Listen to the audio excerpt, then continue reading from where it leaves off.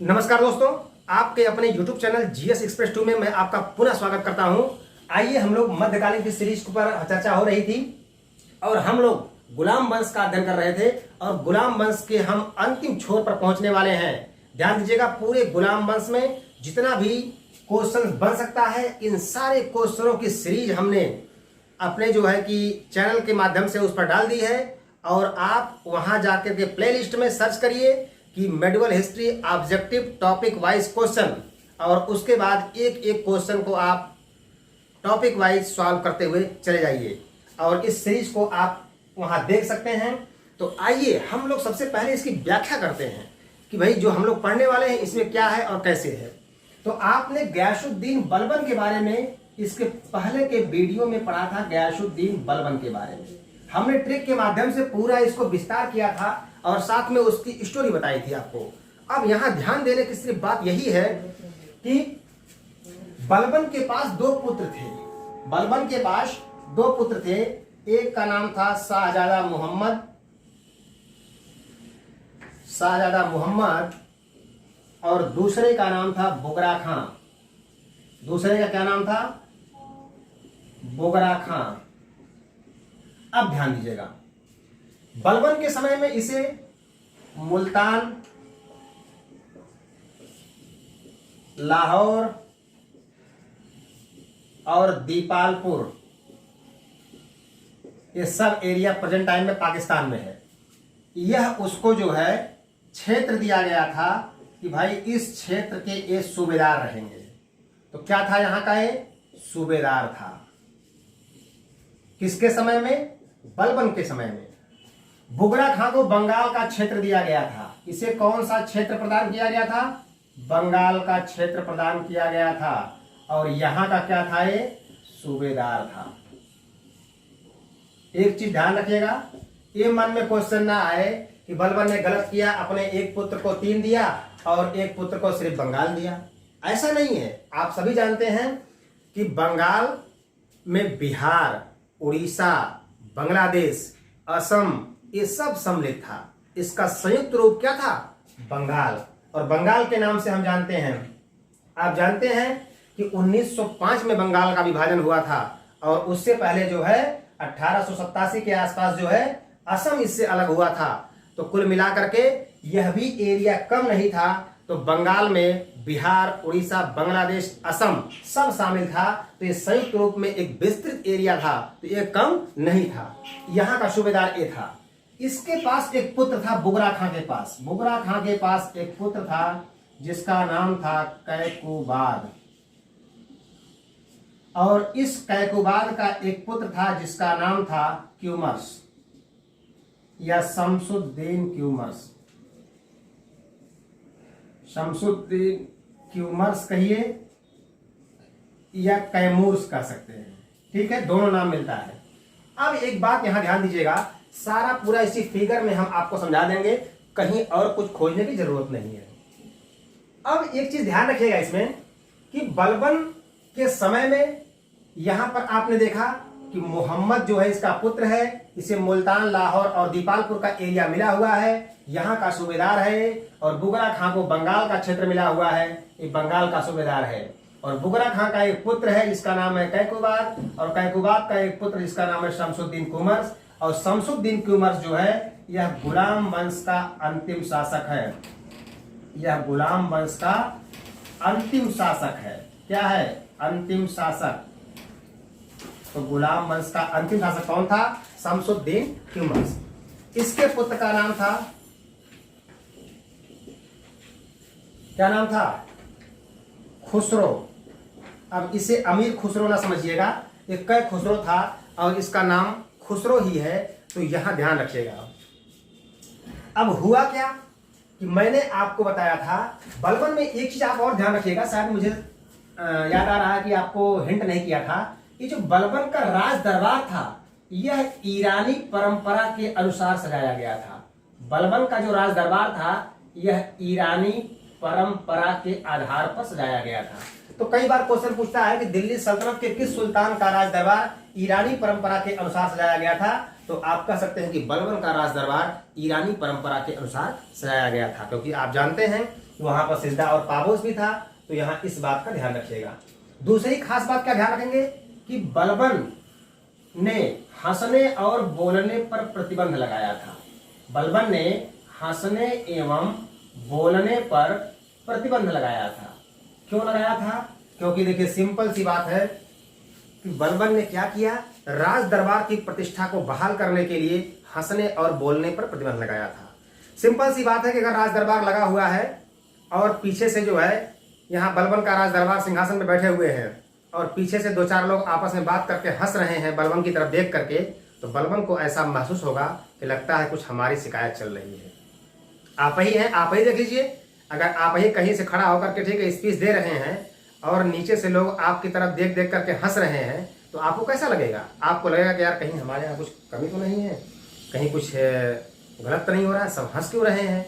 तो कहने का मतलब उसका इफेक्ट पड़ता है, और जब उसका इफेक्ट पड़ता है तो वह बलबन नहीं चाहता था। इसलिए बलबन, और दूसरी खास बात ये भी थी कि बलबन जो है कि 6 फुट का लंबा इंसान था, एकदम बेभद्र सूरत वाला इंसान था, ऊपर से जो है काला था, ब्लैक, ठीक है, तो ब्लैक था, बेभद्र सूरत वाला था, सारी स्थिति इसकी गड़बड़ थी। तो ऐसे कंडीशन में बलबन नहीं चाहता था कि कोई हमारे यहाँ राज दरबार में बैठ करके और राज दरबार में बैठने के बाद और कोई आपस में बोले या हंसे। तो इसलिए बलबन ने क्या किया था, राज दरबार की प्रतिष्ठा को बहाल करने के लिए हंसने एवं बोलने पर प्रतिबंध लगा दिया था। तो ये बात आपको समझ में आ गई होगी।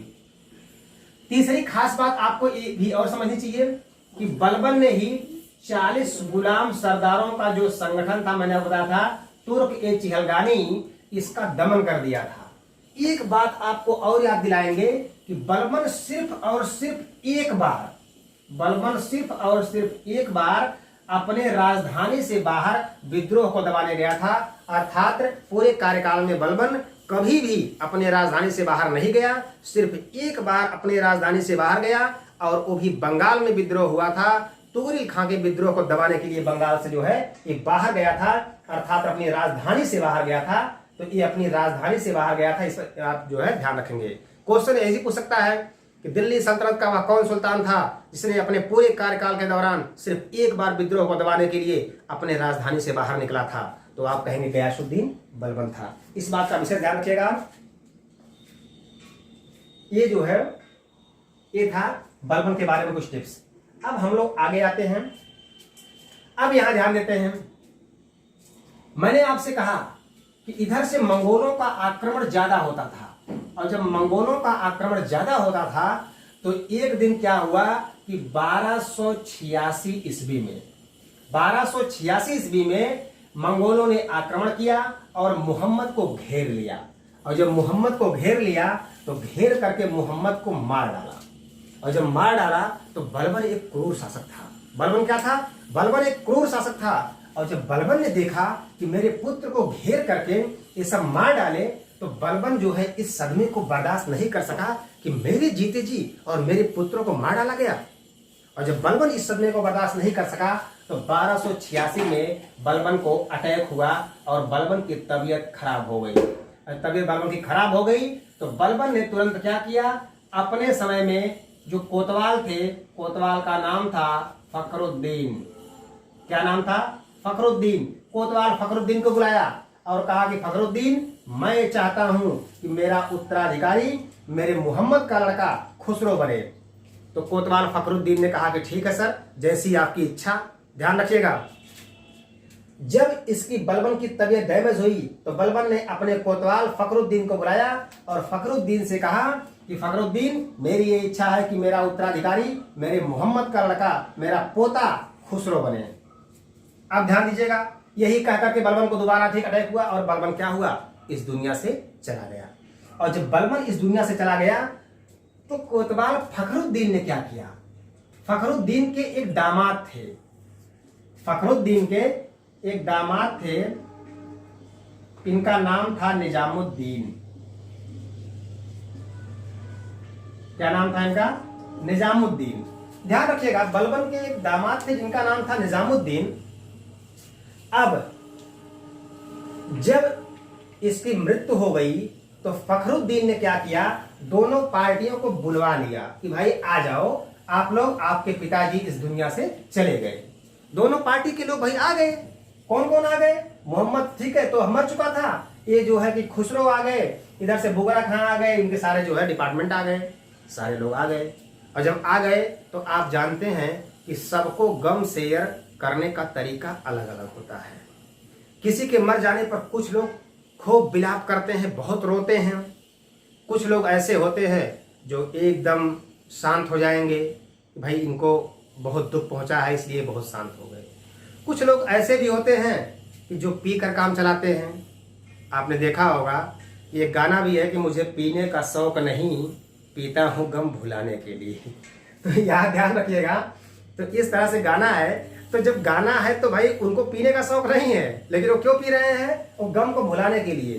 तो कुछ इस गाने को मैंने इसलिए कहा क्योंकि कुछ इसी टाइप के बुगरा खां थे। अब जब बुगरा खां आए तो तुरंत जो है कि जा करके एकदम ढाका लेने लगे, अर्थात लोग, ठीक है, वहां पहुंच गए पीने वाले स्थान पर।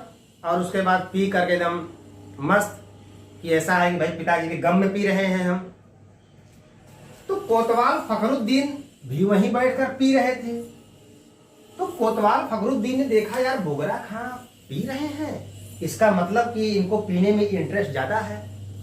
तो अब एक बात ध्यान रखिएगा कि पीने में इंटरेस्ट ज्यादा है तो इसका मतलब कि एक जो पीने वाला व्यक्ति होता है, जो पीने वाला व्यक्ति होता है वो प्रयास करता है कि यार पीने वाला ही जो है अगर यहाँ बन जाए राजा तो फिर आगे के पीने का इंतजाम काफी अच्छा होगा।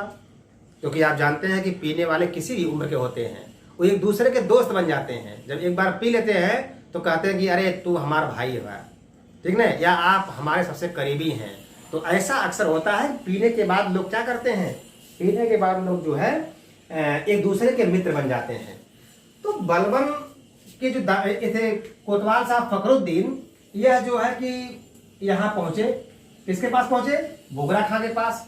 और कहे कि जान रहे हैं, आपके पिताजी ने कहा था कि उनका उत्तराधिकारी उनका पोता बनेगा। अरे उनका पोता क्यों बनेगा? अरे जब एक पुत्र मर गया तो क्या हुआ? दूसरा पुत्र तो जिंदा है। जब दूसरा पुत्र जिंदा है तो उनका पोता क्यों बनेगा? इसलिए राजा आप बनेंगे, उत्तराधिकारी की शपथ आपको दिलाई जाएगी। तो बुगरा खां ने कहा नहीं, ऐसी बात नहीं है। जब मेरे पिताजी की इच्छा थी कि उनका पोता उनका उत्तराधिकारी बने तो उनका पोता ही उनका उत्तराधिकारी बनेगा, हम नहीं बनेंगे। अब फखरुद्दीन को लगा यार कि अगर ये बनता राजा तो कम से कम पीने में मजा आता और पीने का इंतजाम भी करता, क्योंकि ये भी एक नंबर का पियक्कड़ है। अब ध्यान दीजिएगा। अब ऐसी कंडीशन में हुआ क्या कि जब यह बात नहीं बनी तो फखरुद्दीन ने दूसरी चाल चली। उसने कहा चलिए ठीक है, हम आपकी बात को मान लेते हैं कि आप नहीं बनेंगे, उनका पोता बनेगा। लेकिन अगर उनका पोता बनेगा तो ये वाला पोता नहीं बनेगा, ये वाला पोता बनेगा। कहने का मतलब कुल मिलाकर के आपके जो सिस्टम में है, आपका जो पुत्र है वो भी उनका पोता है, वो बनेगा। और वो चाह रहे थे इसको बनाने के लिए, तो ये नहीं बनेगा। तो बुगरा खां ने कहा यार ये छोटा है, ये बड़ा है, लोग क्या कहेंगे? तो बलबन ने कहा, फखरुद्दीन ने कहा कि वह हमारे ऊपर छोड़ दीजिए, कुछ थोड़ा बहुत हेल्प आप भी कर दीजिएगा। अगर आप हेल्प कर देंगे तो एक काम आसान हो जाएगा। तो अब ध्यान दीजिएगा, अक्सर लोग कहते हैं कि भाई चाचा किसी के होते नहीं हैं, जबकि रियलिटी क्या है कि चाचा का मतलब होता है कि पिता के समान। और जब पिता नहीं है तो उसके सारे समस्याओं को, सारे दायित्वों को अगर वो अपने कंधे पर ले ले तो उसे कहा जाता है चाचा। लेकिन आजकल के चाचा कैसे हैं? सिर्फ स्वार्थवश कि भाई कब उसके हिस्से की जमीन हमारे हिस्से में आ जाए तो हम उसके चाचा हैं, या कब उससे कोई फायदा हो जाए तो दुनिया स्वार्थी हो गई है। यहां ध्यान दीजिएगा, चाचा जो है, जब चाचा किसी का सगा नहीं होता है, इसी का ध्यान रखिएगा, एक कलयुग है। लेकिन इसका कहने का मतलब मेरा ये नहीं है कि आप जो है अपने चाचा से नफरत करिए। कहने का मतलब ये जरूर है कि इतिहास में जो चीजें हो चुकी हैं, इतिहास पढ़ने से आपको ये सीख मिलती है कि सावधान जरूर रहें। क्योंकि जब हम सावधान नहीं रहते हैं तो हमारे साथ कोई घटना घट जाती है और वही इतिहास बन जाता है, तब दूसरे लोग उससे सबक लेते हैं। तो इसलिए इतिहास आपको चौकन्ना करता है। चाचा जी ने क्या किया, आइए इस पर देखते हैं। चाचा जी ने क्या किया और कोतवाल फखरुद्दीन ने क्या किया, दोनों ने मिल करके अपने पुत्र को बनाने के लिए यहाँ पर इसने दोनों ने मिल करके इसके क्षेत्र में दंगा करवा दिया। क्या करवा दिया? दंगा करवा दिया। और जब दंगा करवा दिया तो इनसे कहा, खुसरो से, कि जाइए पहले आप दंगा को दबाइए और दंगा को दबा करके आइए, फिर उसके बाद जो है हम लोग क्या करेंगे, आपका राज्याभिषेक का कार्य संपन्न कराएंगे। जैसे ये गया दंगा को दबाने, ऊपर वाले की मर्जी कि दंगा को तो इसने दबा दिया, लेकिन इसी बीच में कैकुबाद का राज्याभिषेक करा दिया गया। कैकुबाद का राज्याभिषेक करा दिया गया। अब यहां ध्यान दीजिए, इस खुसरो के दादाजी तो पहले मर चुके थे, पिताजी भी पहले मर चुके थे। अब इनकी माता थी, वह बाबा फरीद के साथ चली गई। अब ये बेचारा बिल्कुल अकेला पड़ गया। अब ये सोचा कि अगर हम चल करके यहाँ इसका विरोध करेंगे तो हमारा साथ देने वाला कौन मिलेगा? कोई साथ देने वाला नहीं मिलेगा। और जब कोई नहीं मिलेगा तो यह बेचारा यहीं पर रह गया और नहीं गया। अब क्या हुआ कि ये राजा बन गए। और जब ये राजा बन गए तो जैसे आप जानते हैं कि यहाँ पर इनके पिताजी जो है पीने में ज़्यादा जो है कि इच्छा रखते थे, तो उसी तरह से इनका लड़का भी जो है यह भी पीने वाला ही निकला। भाई जैसा ठीक है स्थिति रहती है वैसा ही लोग करते हैं। अब ध्यान दीजिएगा, अब यहाँ देखिए, एक कहावत है कि भाई का हिस्सा लेकर भाई कभी सुखी नहीं रह सकता है, ये भी कहावत है। आइए आपके सामने हम दिखा देते हैं कैसे हुआ। ध्यान दीजिएगा, भाई का हिस्सा ले लिया, अधिकार इसका था, अधिकार इसने ले लिया। अब उसके बाद यह जो है क्या किया, यह भी एक नंबर का पियक्कड़ था और ये भी पूरा पी करके जब टन चलाता था। क्यों? जब सुविधा है हर चीज की, जैसे ही आप अपने बच्चे को परवरिश देंगे, अगर आप बच्चे को पैदा होते ही शुरू से उसको कार ठीक है सौंप देंगे, मोबाइल दे देंगे, तो उसी हिसाब से उसको आवश्यकता उसकी बढ़ती जाएगी। अगर वही बच्चा ठीक है आप नॉर्मल तरीके से उसको पालेंगे तो उसकी आवश्यकताएं वो सब नहीं रहेंगी। तो यहाँ ध्यान दीजिएगा, तो ऐसे कंडीशन में यह भी उसी टाइप का इंसान निकल गया। अब यह सुबह उठ करके ही 4 पैक यहाँ पर ले लेता था, और जब 4 पैक ले लिया तो इतिहास में निजामुद्दीन का नाम क्यों आया? तो इतिहास में निजामुद्दीन का नाम क्यों आया? क्योंकि निजामुद्दीन आते थे और कहते थे सर एक और लीजिए, अभी आप एक ले सकते हैं। तो आप एक बार सोचिए कि अभी आप एक ले सकते हैं, तो पीने वाले से अगर आप पूछेंगे कि क्या आप एक पैक और लेंगे, अभी तो आपकी बहुत कैपेसिटी है, तो वो कहेगा हाँ लाओ एक और पिला दो। वो पी के मर जाएगा भले, लेकिन जितना पिलाओगे उतना पी जाएगा, पी के लौट जाएगा वहीं पर। वही हाल इनकी थी, 4 पैक अपने डोज के अनुसार ले लेते थे, 1 पैक निजामुद्दीन आकर के प्लस कर देते थे, और जब प्लस कर देते थे तो पी करके उसके बाद लेट जाते थे वहीं पर, पूरा दिन बेहोश रहते थे। और निजामुद्दीन क्या करता था, इनके सत्ता की सारी बागडोर अपने हाथों में लेकर के संचालित करता था। भाई इतिहास में किसी का नाम बेवजह नहीं आता है, तो यहाँ ध्यान रखिएगा, सत्ता की सारी बागडोर अपने हाथों में लेकर के इसको संचालित करता था। ये भाई संचालित हो रहा है। एक दिन राजधानी से बाहर विद्रोह हो गया, उस विद्रोह को दबाने के लिए निजामुद्दीन महोदय बाहर चले गए। अब 1 पैक इनको दे नहीं पाए, ये 4 पैक लिए थे। और उसी बीच में एक व्यक्ति ने आकर के इनसे कहा, क्या कहा कि भाई ऐसा है, कुल मिला के ध्यान रखिएगा, उस बीच में एक व्यक्ति ने आकर के इनसे कहा कि निजामुद्दीन सत्ता की सारी बागडोर अपने हाथों में लेकर के संचालित कर रहा है, वह कभी आपसे पूछता भी नहीं है। किससे कहा? कैकुबाद से कहा। कैकुबाद ने कहा अच्छा ये बात है, क्योंकि सुबह तो 4 पैक ले लिए थे, 4 पैक ले लिए थे। कहा अच्छा वो बिना हमसे पूछे कार्य कर रहा है, आने दीजिए उसे। और जब आने दीजिए उसे तो हम क्या करेंगे, हम उसको सबक सिखाएंगे। और जैसे ही उधर से निजामुद्दीन आए, जब निजामुद्दीन महोदय आए तो इसने क्या किया, इसने तुरंत उसको आर पार कर दिया, अर्थात निजामुद्दीन की हत्या कर दी और निजामुद्दीन यहीं मर गए। अब एक चीज का ध्यान रखिएगा, निजामुद्दीन यहीं मर गए क्योंकि ठीक है इसको जो है गुस्सा आया और इनकी हत्या कर दी। अब एक चीज ध्यान दीजिएगा, ये जो कैकुबाद है इसने क्या किया था, किलो खरी के किले का निर्माण करवाया था, किलो खरी के किले का निर्माण करवाया था। और इसी किलो खरी में आगे चल करके इसी का जो सेनापति था जलालुद्दीन फिरोज खिलजी, वह अपना राज्याभिषेक करवाएगा। अर्थात कैकुबाद का जो सेनापति था ठीक है, उसका क्या नाम था? मलिक फिरोज खिलजी। क्या नाम था? मलिक फिरोज खिलजी। यहां ध्यान रखिएगा, ये मलिक फिरोज खिलजी महोदय हैं और यही इसके सेनापति थे। और उसके बाद इसने जो है इस किलो खरी के किले का निर्माण करवाया था। अब यहां ध्यान देने की बात है, ऊपर वाले को शर्त मंजूर नहीं हुई कि भाई इस तरह से हत्या कर दिए इसको। हुआ क्या कि इनको मार दिया लकवा। किसको मार दिया? लकवा। कैकुबात को लकवा मार दिया। और जब लकवा मार दिया तो बिस्तर पड़ गए, और जब बिस्तर पड़ गए तो कुछ दिन बाद इनकी मृत्यु हो गई। और जब इनकी मृत्यु हो गई तो एक चीज ध्यान रखिएगा कि इनके मरने के बाद इनके पुत्र शमसुद्दीन क्यूमर्स को गद्दी पर बैठा दिया गया। क्योंकि शमसुद्दीन क्यूमर्स अल्प आयु का था, इसलिए क्या हुआ कि इनके अंगरक्षक के रूप में मलिक फिरोज खिलजी को नियुक्त कर दिया गया। मलिक फिरोज खिलजी ने देखा कि इसके आगे पीछे कोई नहीं है, भाई आगे नाथ ने पीछे पगहा, तो क्या किया? इसकी हत्या कर दी और उसके बाद गुलाम वंश का अंत कर दिया। और जब अंत कर दिया तो पूरे 1 वर्ष तक दिल्ली में प्रवेश नहीं किया। और ठीक है, ये गया कहाँ? गया किलो खरी। जब किलो खरी गया तो उसी किलो खरी में अपना राज्याभिषेक करवाया और यहां से एक नए वंश की शुरुआत होगी। तो इस पर ध्यान रखिएगा। इस चार्ट में जितना भी है, जितना मैंने बताया है, सब इंपॉर्टेंट है।